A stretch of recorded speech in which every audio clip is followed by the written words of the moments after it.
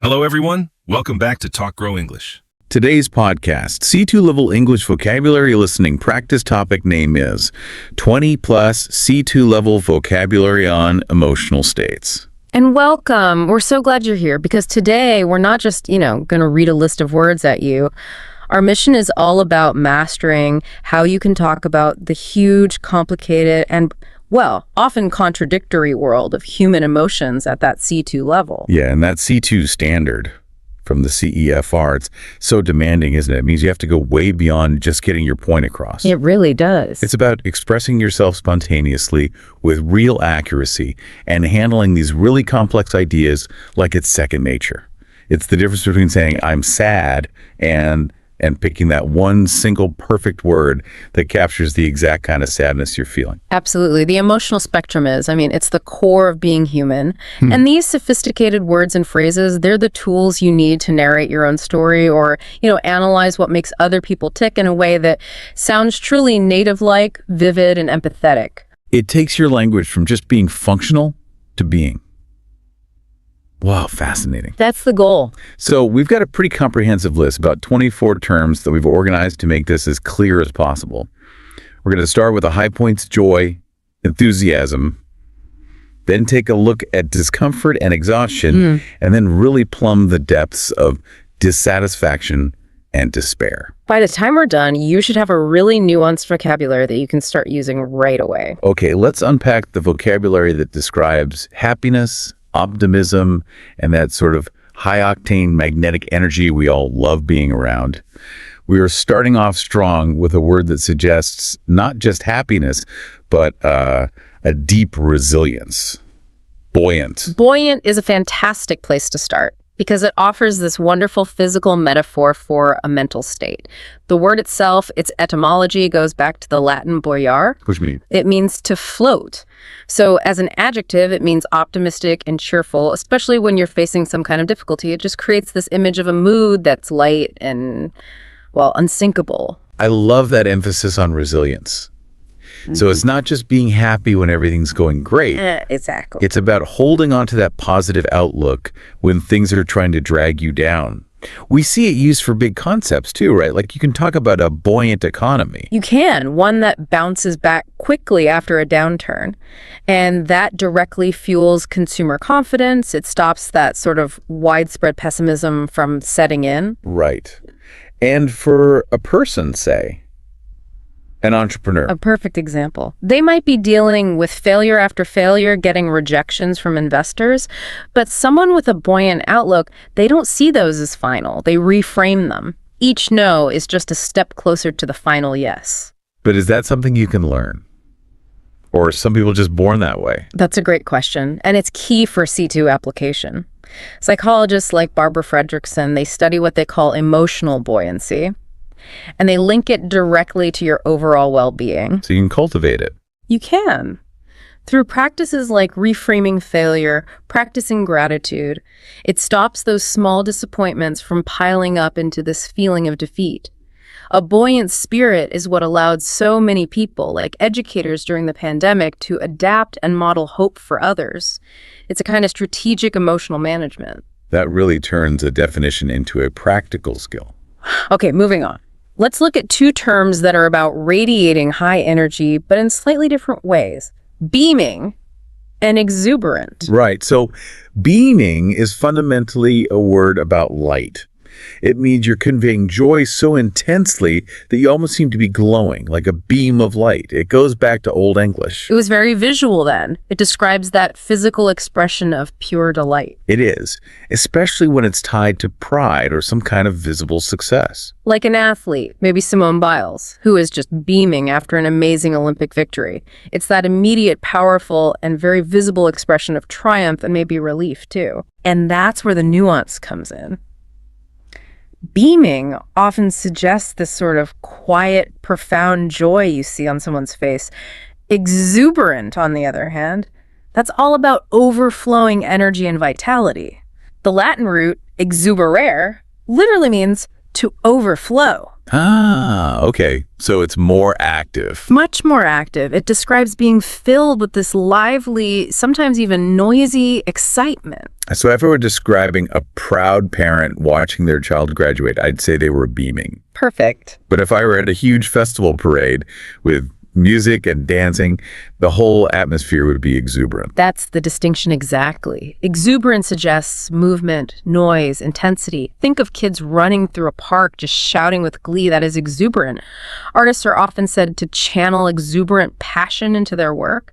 Think of someone like Frida Kahlo, whose art is just bursting with this vibrant, overflowing energy, despite all her personal struggles. That's a fantastic distinction. Okay, shifting slightly to words that describe a kind of infectious cheer, the type of happiness that just pulls people in. Let's look at upbeat and bubbly. Upbeat is a word we all know, but its origin is so interesting. It comes from music. Oh, really? Yeah, the upbeat is that unaccented beat right before the main downbeat. It implies this forward-moving, energetic momentum. It feels proactive. It sounds almost strategic, like it's a tone you choose to set to manage a situation.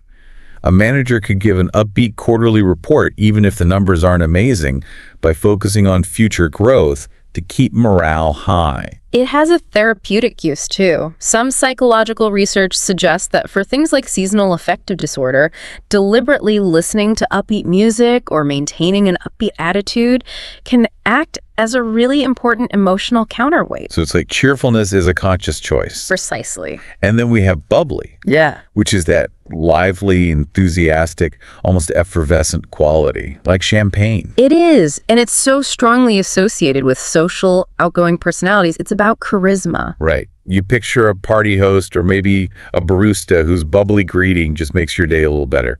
Exactly. And studies on workplace dynamics, like those from Harvard Business Review, show that genuinely bubbly people can seriously improve team chemistry and customer satisfaction. They're like a social lubricant. The key is that it implies this constant sparkling energy in how you interact with people. Okay, we're now at the absolute summit of happiness peak triumph. 3 really powerful terms here: elated, jubilant, and the C2 idiom on cloud 9. This is where the intensity really peaks. So elated describes being incredibly excited and happy because of a major positive event. It suggests you're being emotionally lifted up.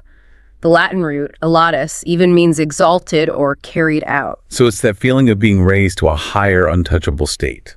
It's often this internal, overwhelming joy from a huge personal achievement, like a student who is elated to get into their dream university. Yes, or historically, you think of Nelson Mandela's elated release from prison in 1990, a joy tied to this immense triumph for millions of people. And jubilant. Yeah. How's that different? Jubilant takes that joy and it externalizes it. It adds this sense of collective celebration, of triumph. It comes from the Latin jubilare, which means to shout for joy. It's almost always linked to a public victory. So this one is loud. It's kinetic. You think of sports fans becoming jubilant the second their team scores the winning goal, like the scenes in Argentina after the 2022 World Cup. It's that eruption of cheers and horns, that shared cathartic release, and that shared physical element is so important. Research shows that these jubilant moments lead to a huge endorphin release, which helps relieve stress. It's happiness as a shared physical triumph. And that brings us to the idiomatic peak, on cloud 9.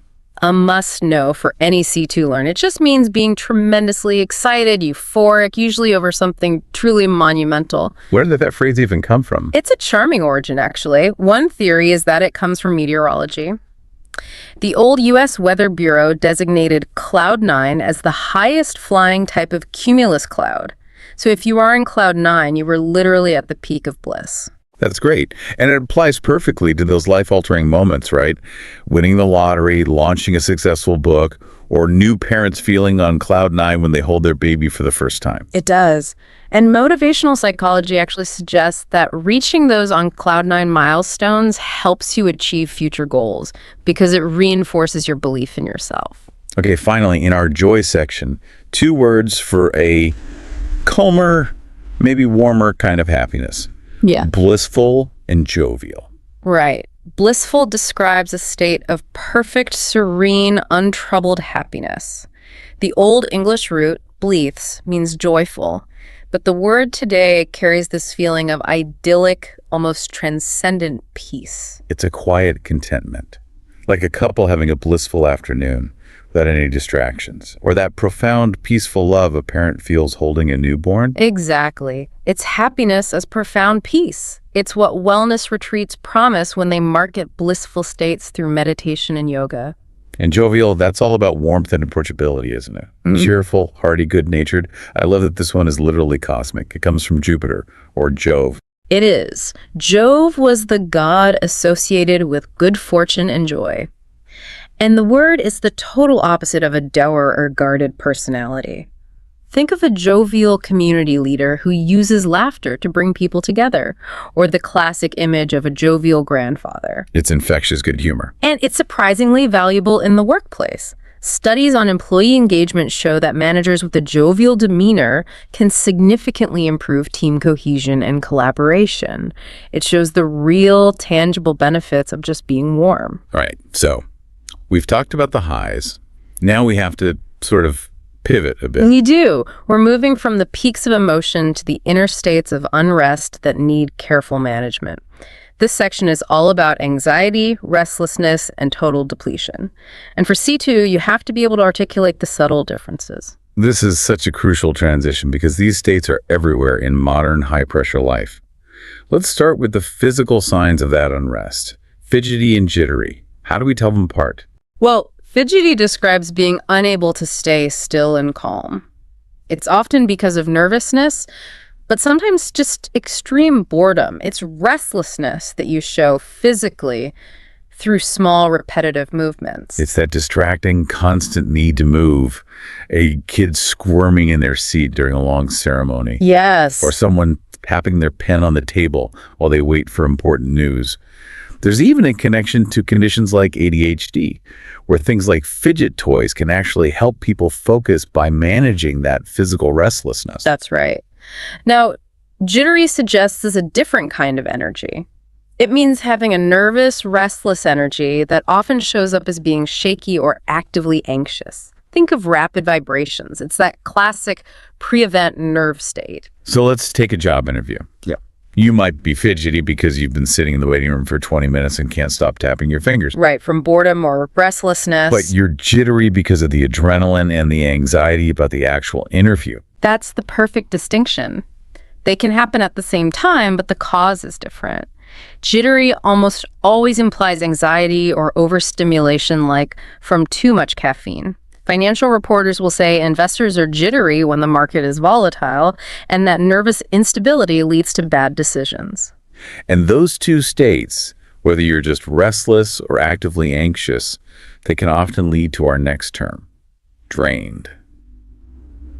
And this is so much more than just being tired, isn't it? Oh, absolutely. Drained is such a powerful word. It means you're depleted of physical or emotional energy. It emphasizes that feeling of being completely emptied out, like a reservoir that's run dry. It applies to both physical and emotional work. You feel drained after running a marathon. Of course. But you also feel completely drained after mediating a long, difficult family argument. You need time alone to recover emotionally. And its relevance today is just profound. Studies on caregivers, for example, show how they often feel deeply drained from balancing their duties with their own lives. We also saw it with work from home burnout, where people felt drained by the constant blurring of work and personal space. It's a total depletion. All right, this next section. This is where that C2 precision really, really matters, doesn't it? We have to be so careful here, differentiating between irritation, deep sadness, disappointment, apathy. Absolutely. Let's start with dissatisfaction and anger. The first word is disgruntled. This describes feeling dissatisfied, and it usually comes from a sense of unfairness or unmet expectations. It's not explosive anger, then? No, it's more of a muted, simmering, brooding anger. The old verb, it comes from gruntle, meant to grumble. So it's that mood of quiet complaint that just lingers? You think of disgruntled employees who are unhappy with a new policy and start making formal complaints. It's anger that comes from feeling the system has wronged you. And it's a critical term in politics. Pundits talk about how disgruntled voters who feel ignored or left behind can completely change an election. It's all driven by that perception of unfairness. Okay, now let's ramp up the intensity with exasperated. Exasperated is intense frustration, and the key here is that it stems from persistent, repeated issues. It's when your irritation hits a peak. The Latin root, exasperare, actually means to roughen. Like sandpaper on your nerves. That's a great way to put it. It's that feeling of, I cannot believe this is happening for the 10th time. A parent gets exasperated when their child ignores the same instruction over and over. It's the perfect word for dealing with bureaucracy. You're trying to get a permit. There are endless forms, contradictory instructions. Yeah. You become exasperated. Or with remote work, when technology glitches in a meeting for the third time, everyone gets so exasperated. Exactly. Now let's drop the intensity and formality way down to peeved. This one is very informal. It just means you're mildly annoyed by a specific, often minor thing. This is the everyday stuff. You get peeved when someone takes your parking spot, or when a colleague takes credit for your idea. Yes, it's low stakes, it's specific, and it's usually over pretty quickly. In relationships, it's the small habits like leaving wet towels on the floor that can peeve a partner over time and lead to those small, simmering conflicts. Okay, moving from frustration now to a mix of shock and, well, indifference. Let's look at dismayed and lackadaisical. Dismayed is a very complex feeling. It means you're deeply troubled or baffled by an unexpected, disappointing event. And critically, it involves shock and a loss of courage. The old French root, démailler, means to deprive of courage. So it's that sudden jolt of bad news that just paralyzes you for a second. It is. A community might be dismayed by the sudden closure of a beloved local library, or environmentalists feel profoundly dismayed by the latest climate change reports, because the scale of the problem is so huge it just diminishes your will to act. The shock is overwhelming. And contrast that stunned feeling with lackadaisical. This one is, well, it's lazy. It's dreamy, lacking energy or interest. It's a kind of nonchalant indifference. And it's a catastrophic attitude to have professionally. A lackadaisical approach to safety regulations can lead to disaster. Business analysts often point to lackadaisical management, failing to oversee details or enforce standards, as a key reason why companies fail. It's a total lack of necessary effort. Okay, now we're entering the most challenging, most nuanced part of our deep dive. The words for deep sadness and despair. We have 6 terms here, and we need to understand the distinct emotional flavor of each one. We do. We have forlorn, despondent, dejected, downcast, crestfallen, and disheartened. Let's start with forlorn. This word conveys deep loneliness. It means feeling abandoned, desolate, utterly hopeless. The Old English root forlorn just means lost. It creates such a powerful, almost literary image. A forlorn puppy waiting for its owner to come back. Yeah. Or tragically, you read descriptions of refugees in camps who appear forlorn, completely cut off from their homes and former lives. It's the sorrow of deep, sustained isolation. Next is despondent. This means feeling hopelessly discouraged, usually after a major failure. The Latin root, despondere, means to give up. This is when hope isn't just diminished, it's actively surrendered. So this is hitting rock bottom after you've tried something really big. A scientist who becomes despondent after years of research turns out to be flawed. Or a job seeker who is despondent after dozens of rejections and starts to believe they'll never succeed. It suggests a much deeper hopelessness than just being sad. And it's a word we see a lot now in mental health campaigns, talking about youth who feel despondent because of social media pressure and an uncertain future. And how is dejected different? People mix those up all the time. They do, but dejected is less final. It means feeling downcast or discouraged. The Latin deicere means to throw down, so it suggests you've been emotionally cast low by an event. It's sadness from a recent disappointment, but it doesn't mean you've lost all hope. So it's a state of lowered morale. You see it in sports all the time. The team looks dejected in the locker room after losing the championship, or workers feeling dejected after layoffs. It's a specific, immediate reaction to a loss. Exactly. Then there's downcast, which often describes the physical state that goes with deep sadness. It's characterized by a lower gaze. Your eyes are literally cast down. It's a nonverbal cue that shows the weight of your worries. It's so visual. Mourners at a funeral often appear downcast. It's a quiet external sign of internal sorrow. And now we get to crestfallen. This one is wonderfully specific. It means you feel intensely disappointed and sad because of an unexpected failure, usually one that hits your pride. Where does a word like that come from? It came from describing a fighting rooster whose crest, the symbol of its pride, falls down when it's defeated. So it's the feeling of your pride just collapsing. So the key here is the fall from a height of expectation. The student who was sure they passed the exam, only to find out they failed. They're crestfallen. The entrepreneur who was so confident before their big pitch gets rejected. That's it exactly. And finally, disheartened. This means you've lost courage, hope, or enthusiasm. Your spirit or heart is diminished, but there is a crucial difference between this and being despondent. And that nuance is everything at the C2 level. It is. While a despondent person has given up, a disheartened person has just suffered a temporary blow to their spirit. You can be disheartened by negative feedback, but still be determined to improve. Activists might get disheartened by slow progress, but they keep fighting. So it's a reduction in spirit, not a complete surrender to hopelessness. Precisely. And understanding those 6 words and their subtle differences, that is a huge step toward real C2 mastery of emotional vocabulary. It lets you pick the one term that truly fits the moment. Wow, we have really traveled across the entire emotional landscape today, from that high-flying and unsinkable buoyant spirit through the anxiety of being jittery and all the way down into the valleys of the exasperated professional and the forlorn individual.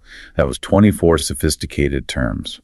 And the utility of this vocabulary for your own accuracy and expression, it really can't be overstated. By consciously taking these words on board, you give yourself the tools to express not just that you feel something, but to convey what you feel and why. And that precision is the hallmark of C2 communication. And as we always say, knowing this stuff is only half the battle. You have to apply it. We really encourage you, our listener, to start incorporating these terms into your communication. Maybe tonight, try journaling about your day and actively swap out basic words for these C2 level ones. Notice when you felt jubilant or just a bit peeved, or when a setback left you feeling specifically crestfallen. And to leave you with one final thought to mull over, one that really brings all this precision together. Think about a major disappointment you had recently, maybe professionally. Now, consider the distinctions. Was your feeling dismayed? That baffled shock and loss of courage? Was it crestfallen, the collapse of pride after high hopes? Or was it simply dejected, a temporary general state of being cast low? Choosing the exact C2 term reveals so much, not just about your feeling, but about the event itself. And that analysis, that's the real journey to fluency. We really hope you found incredible value in this deep dive and feel better equipped to talk about these complex emotional states. If you found this deep dive valuable, please remember to like, share, and subscribe to this YouTube channel. Thank you so much for joining us for this intensive vocabulary session, and we look forward to going on the next deep dive with you soon.